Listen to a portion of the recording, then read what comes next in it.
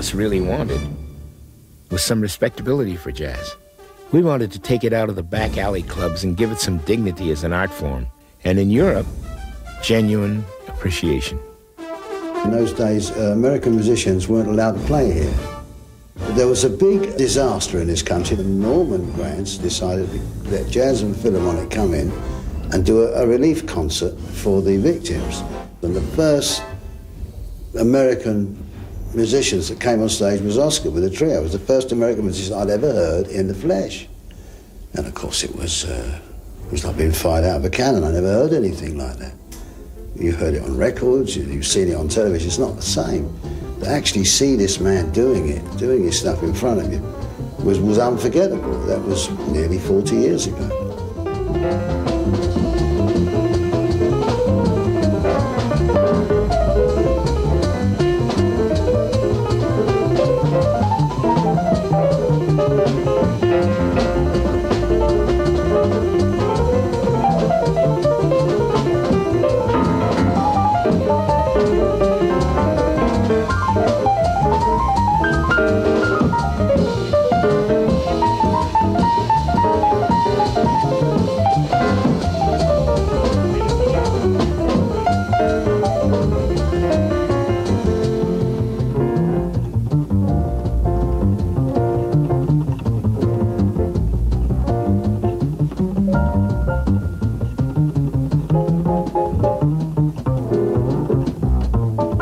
I've seen more things happen with Norman on tour. I think it was in France, just after the war.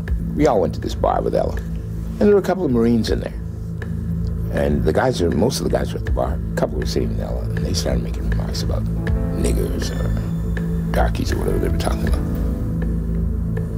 And it was a very moving thing. The bar was quite crowded, but the people understood what they were saying. And this wasn't instigated by the guys from Jazz the Phil or any of us. Everybody to a person got up from the lounge and went to the bar and left these two Marines sitting by themselves.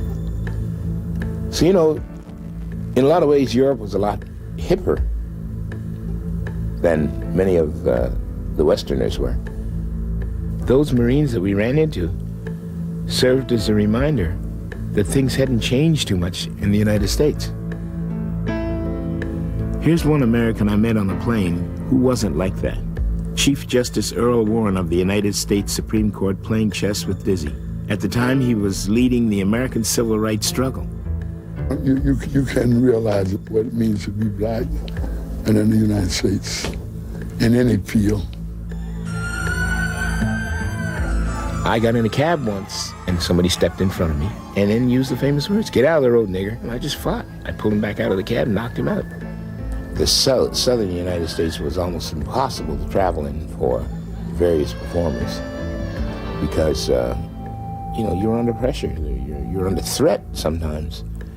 And Norman decided to use JATP as a wedge to break into a lot of these segregated hotels, restaurants, you name it, motels, whatever it was, and concert halls. Well, they were the pioneers. I remember a lot of the circumstances myself, leaving Seattle and going down south and having to get used to seeing two drinking fountains, for white and colored, waiting rooms for the bus stations, the trailway buses, for white and colored, the hotels, there was hardly any place to stay, the venues that you play had a general admission for $3.50 for general admission, and $1.50 for white spectators who used to sit up in the balcony and watch the black people dance. Unfortunately, it got to be just a common thing. You just got used to it. What really happened was I was on stage, and after I got to about the third song, next thing I know, the spotlight had me blinded because the stage auditorium was completely dark, as you know, when you're working. And next thing I know, I was hit around the ankles, and I was sort of tripped. I guess he was sort of reaching over the footlights because he ran. Well, you're talking simply about racism. I don't think anyone, and this can be a very dogmatic statement, but I stand by it. I don't think anyone really gets into jazz, not as a player, I'm talking about the public, and understands what it's about and understands what the musicians are about without understanding racism. But the hurting part would be when we'd pull up and there was no way, hotel-wise. Right? The bus would stop at the big white hotel with the grand windows and the doorman. And I can remember a couple of doormen looking at the bus like, they're not going to get off here. They're not planning to come in here, this sort of thing, you know. And all of the white members of the troupe would get off, and they were really embarrassed and hurt, you know, like Flip would say, well, pal of mine, I'm not going to see you for a day or two. We got a couple of days off. Maybe I'll come over there. And I said, no, you don't have to come over because we're going to the other side of the tracks. But playing with Oscar and Ray, I always stayed at the Black Hotel with them. And most of the white guys would stay at the White Hotel, and the black would stay at the Black. But I always, I couldn't find any reason not to. You know, I wanted to be with them anyway, and I would have just felt I couldn't handle it. It was Dallas or Houston, one of the two. And of course, Norman ushered everybody out of the airport and said, well, look, we'll bring the bags. He said, Ella, you get in that cab. Up comes one of the big cops with the big guns. You know, they always seem to wear those big 6-shooters or whatever the hell it is they wear. And he barred her from the cab. He said, she's not getting in that cab. Norman said, she's getting in that cab. She has a right to get in that cab. She's getting in that cab. And he pulled this big, whatever it was, gun out and stuck it in Norman's navel and said, ain't one of these niggas getting in any of these cabs. He said, if they do, I'm going to kill you. He said, I'll tell you something, I hate you worse than I hate these niggas. That was the whole philosophy. And Norman went over and opened the cab and said, come on, Ella. And of course, Ella was destroyed. She was shaking. She didn't want to go. She said, no, he's going to, he said, get in the cab. He's not going to do anything. And the cop didn't do anything. Boy, you could see him seething, you know. He was just like livid that this nigger lover, as he put it, was beating him. So I wouldn't repeat some of the things that a couple of the fellows said, but those are the things that you experience. I think it was in Houston. They came backstage, the police, and arrested Ella and Roy Eldridge and a whole bunch that were back in the dressing rooms playing dice and gambling between themselves for fun. And they said that was against the law. They took them all down to jail. But we were breaking through, and white America was at least beginning to recognize talent. The Nat King Cole Show with Norman Granz and his jazz at the Philharmonic.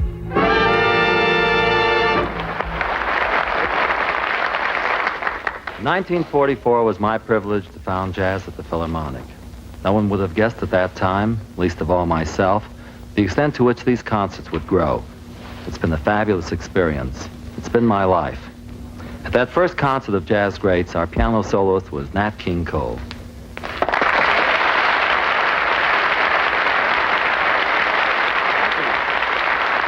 Thank you very much, Norman. You know, I'd like to let our listeners know before we begin that this is the first television appearance of Jazz at the Philharmonic. And that I'd have to agree that Norman Granz made more than just a musical statement. He also made a tremendous political statement. They have yet to honor Norman Granz for all the things that he did, I might add, and for all of the gut-wrenching, nervous, apprehensive evenings we had to spend as members of his troupe, wondering whether we were going to get out of those places alive at times. I don't think we should be awarded. I think he should be awarded. And if you look at the musical end of it, it becomes even more ludicrous. And now here's Nat with the Oscar Peterson Trio to do the jazz classic Sweet Lorraine. Along with Oscar's piano, you hear Ray Brown on bass, Herb Ellis on guitar, and Coleman Hawkins will join them on the second chorus. Now I've just found joy. I'm as happy as a baby boy with another brand new choo-choo joy. When I met my sweet Lorraine, Lorraine, Lorraine, she's got a pair of eyes that are brighter than the summer skies. When you see them, you'll realize why I love my sweet Lorraine. How can I explain the gains we've made without thinking of the price we paid? We all have our weaknesses. I learned that. My first shock came when my mentor from Montreal, Steve Wade, died from overabuse. You see, drugs and alcohol were taking a terrible toll on some of the best jazz musicians we had. Many of them were friends of mine. Billie Holiday was tragic because Billie Holiday could not escape drugs that followed her all her life. Charlie Parker, who I don't believe reached the zenith before he died. And then finally I got mad, when I saw the destruction that was spawning all over the place. People that I really loved who were not only going to jail, they were getting very, very sick where they couldn't save them. And I saw a young piano player who shall remain nameless outside of Birdland one night, years ago. And I said, you can't do this, He asked me for $2. Started off with 25, we got down to 2. And I said, you're going to kill yourself. You got to stop this. I'm not going to give you the money. I know what you're going to do, and I'm going to give it to you. Next year I came back, dead. I had some disastrous bouts with alcohol. I drank successfully for a few years, then it became a problem. Twice I didn't show up for engagements, and one time I was gone and was in New York for about over a month. Nobody knew I was dead or alive. Herbie decided the only way to beat it was to give up the road and try to put his life back together. He got married and became a session musician in L.A. I had to live, so to speak, musically speaking, without Herbie Ellis. The guitar was removed from the group. It was a time of change. I could feel it not only musically, but emotionally. People were beginning to do what we had been doing for so many years. They were saying enough was enough. Too many doors had been slammed shut. Ironically, Norman tried to open one for me in the studios in L.A.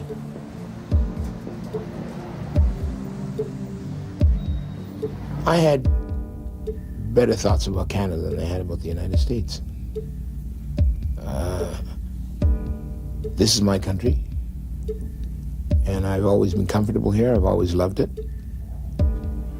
We certainly have our faults. Right in my hometown, there were demonstrations, people taking to the streets in protest.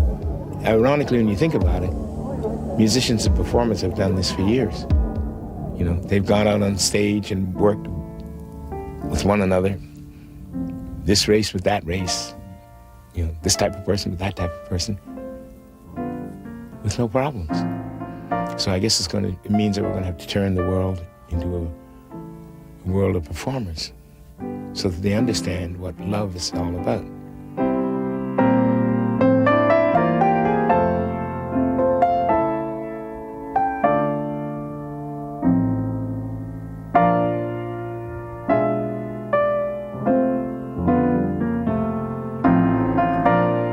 The hymn to freedom was written during the upheaval years of the 60s, when it seemed like there was going to be a huge and very awful confrontation in America. I wrote it with hope because the lyrics personify exactly what I was thinking. When every man joins hands and forever sings in harmony, that's when we'll be free, because that's the essence of freedom.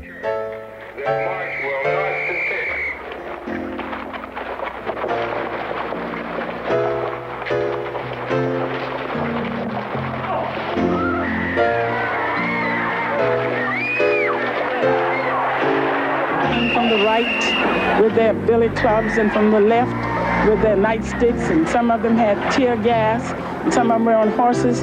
They overran us, they knocked us down, they beat us down to the ground was bloody, and I became unconscious. I have a dream that one day on the red hills of Georgia, sons of former slaves and the sons of former slave owners will they be able to sit down together at the table of brotherhood. I have a dream.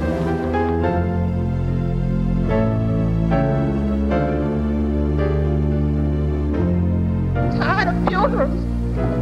Tired of it. An inspirational movement that was to sweep the world. And here in Canada, that protest gained momentum.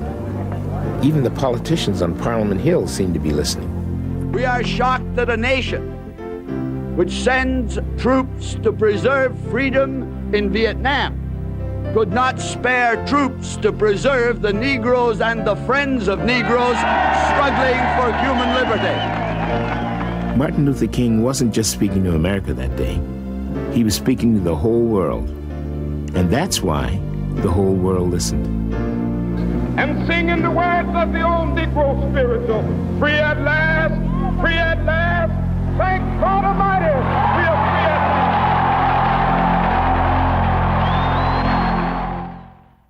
last. Oscar Peterson. Oscar has never changed his standards, ever. He still does his thing, and to whatever degree anyone can say, well, he hasn't changed or he hasn't advanced or improved, it doesn't bother him. I had to think more percussively. We went into the drum era with the trios. This turned out to be also very successful because Ed Thigpen came in on drums, and very talented percussionist, and Ray was still on bass. So that worked out happily for us. When I joined that group, I was, in a way, in awe.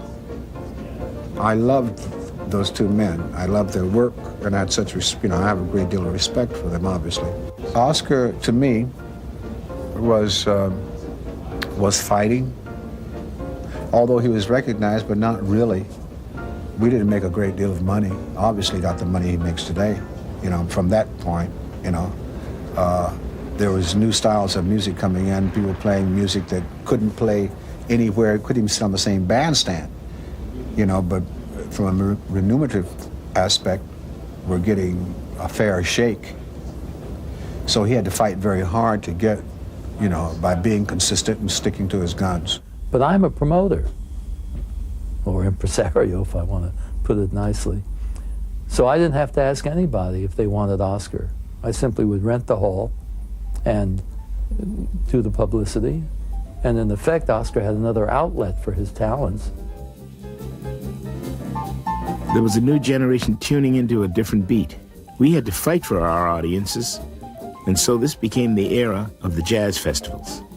What we had to do was to appeal to them without losing the integrity of the music, where jazz was dead. In many ways, it could have been the last gasp of jazz as I liked and understood it. Because he's maintained his own standard and never deviated from it, never lowered it, it finally got across to people, and to promoters particularly, that this was a permanent kind of an artist.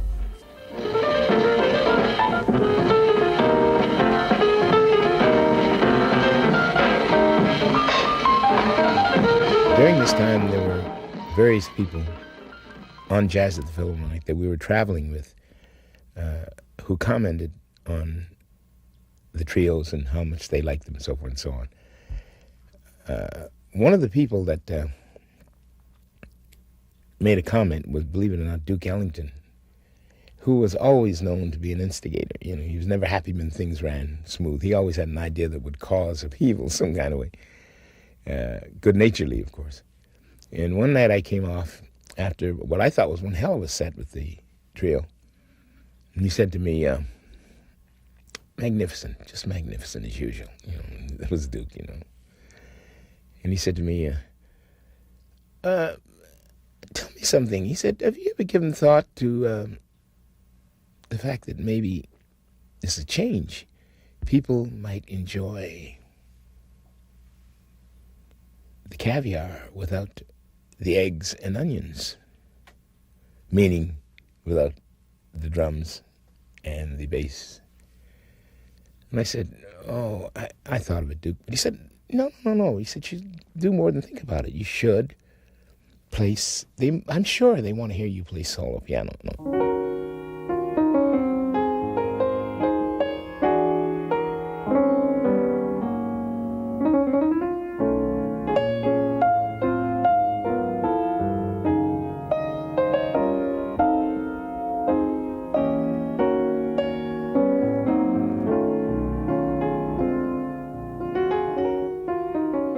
It was a challenge because after all those years with the trio, guys like Herb and Ray, they'd become almost a part of me.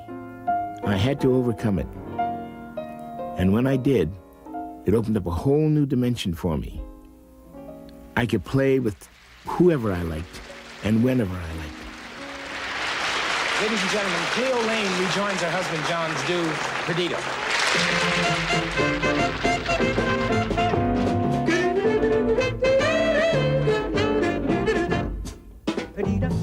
I look for my heart, it's Perdido. Lost it way down in Toledo. The day that fiesta started. Bolero, swayed as he played a bolero. Kissed me the listening sombrero, and that's where my heart departed. Oscar is a grunter when he plays.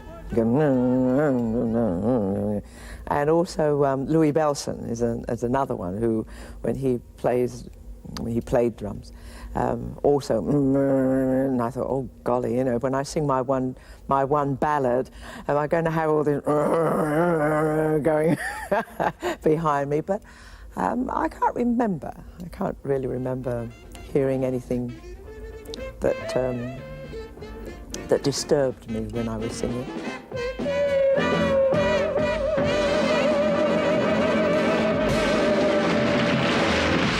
And now that jazz is receiving a complete new generation of people resuscitating its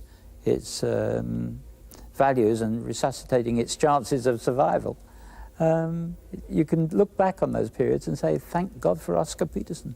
Would you welcome Count Basie? People like to think that performers don't react when competition is sitting outside. That's not true. I know I've made a whole bunch of piano players think to come to see me, you know, and I mean lovingly. This is not said for annihilation purposes. I'm not trying to annihilate anybody. But if you get in my way, musically, I'm going to try and run over you.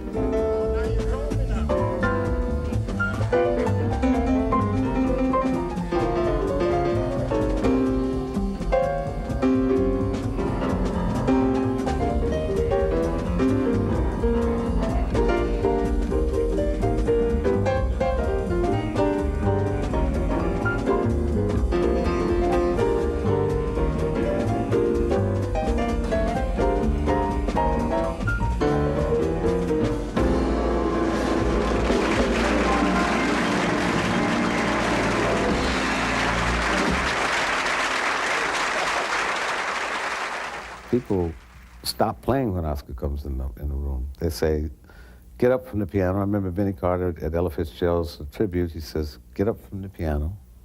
Oscar is in the house. Leave the piano. And it's true. I mean, who wants to be sitting around on the piano when Oscar Peterson comes in? Find something else to do.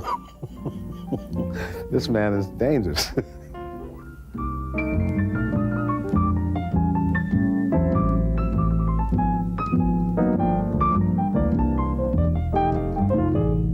I mean, I come down in the morning and I sit at the piano and I play my Bach and I play my Oscar. I mean, I learn certain ways of playing. There may be other approaches to the piano. I'm not really, you know, that interested, actually. I love what he does. I think it's extraordinary. He's up there so far that you can't say what he is, because he does all of the things. You can catch him and he'll be doing some classical music and you'll be saying, oh gosh, isn't that beautiful? The touch that he has. And it makes you want to sing or makes you want to do what you're doing. The best jazz instrumental soloist is? See who this is. Please, thank you, darling. All right. Oscar Peterson. Mark 77, Oscar Peterson.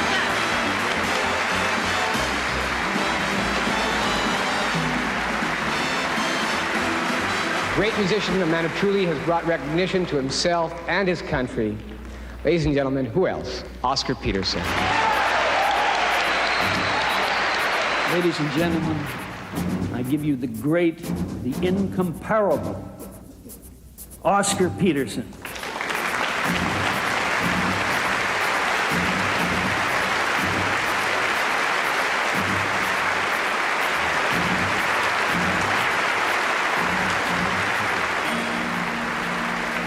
Because as a Canadian that left these shores, temporarily anyway, I've always wanted to feel wanted at home. I've always wanted to feel respected at home. And I've always wanted to feel honored at home. Here they have one of their favorite sons who is probably the greatest living influence on jazz piano today. You are now to assume the function of Chancellor of York University, to which you have been duly appointed, in which you have accepted.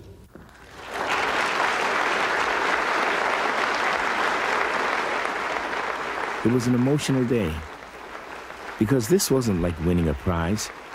I felt it was an expression of confidence in me as a human being, and an opportunity for me to carry on that standard of excellence I've always believed in. Perhaps I'm being challenged once more to live up to it. Man has taken for granted many of the huge steps that the creative world alone has been most instrumental in bringing about, due simply in essence to its creative need.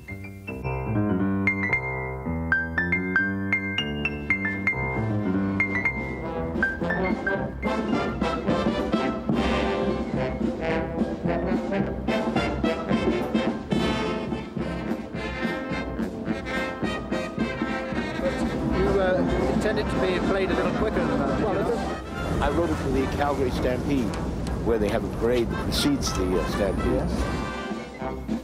To have the Queen's Guards Band playing one of my compositions, March Past, is quite an honor.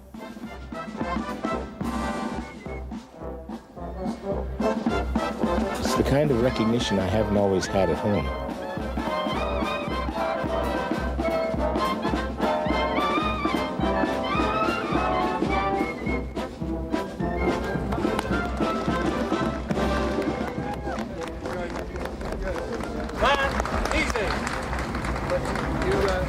You're going to get one or two of the bands who are great fans of yours now. Thank you. How are you? Enjoyed it. Great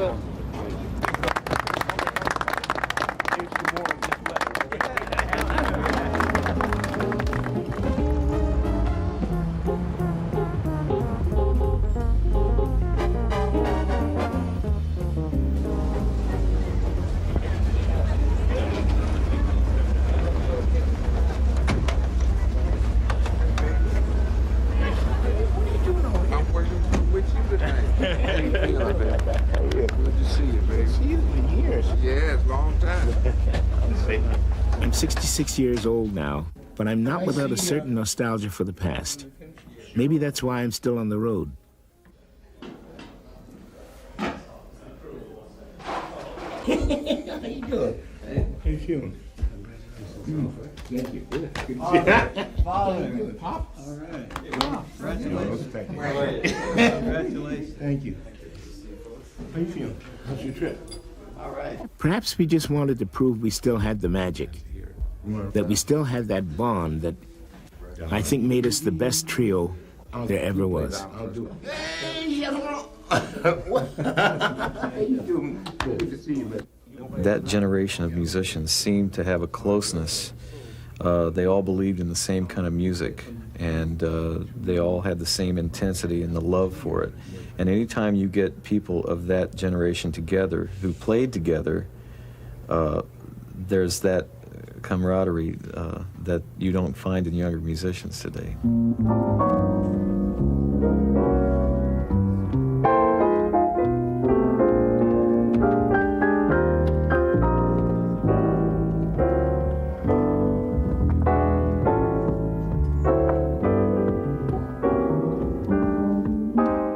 He wants it perfect, not good. He wants it perfect.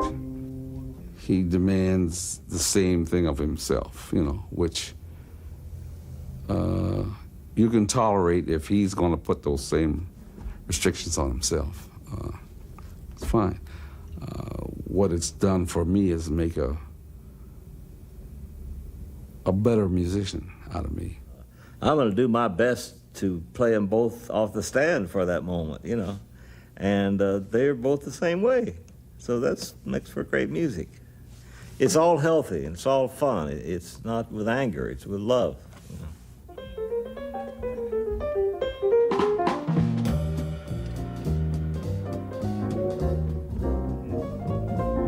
I'm, at worst, charged with being a fast piano player.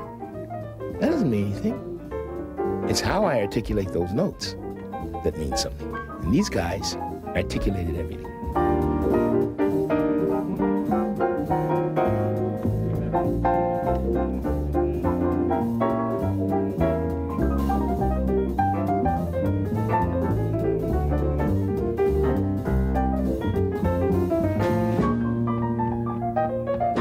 I don't care what's happening out in the audience. I don't care what's happening backstage. This is all I'm involved with, and in my group.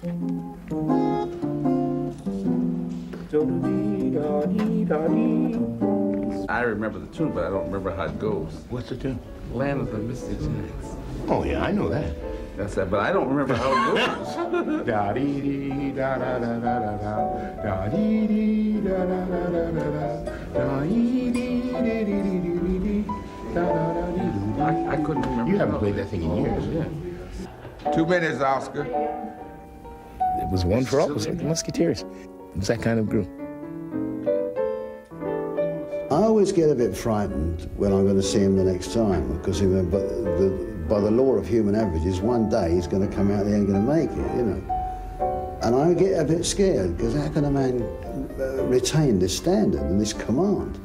There's been a lot of hearsay about, oh, well, you know, he's got arthritis or his hands. It's not that bad, really. Before it gets that way, I'll walk away. As a kid, I used to watch people like Toscanini, Arthur Rubinstein, in his 90s. Just remember to go out and pulverize a piano. I say, how did you do that? They're way older than I am. And I came to the conclusion that as you get older, you think differently. I think this, that if any one of the three of us could not fulfill, not what was expected of us, but what we expected of ourselves, there wouldn't have been a concert.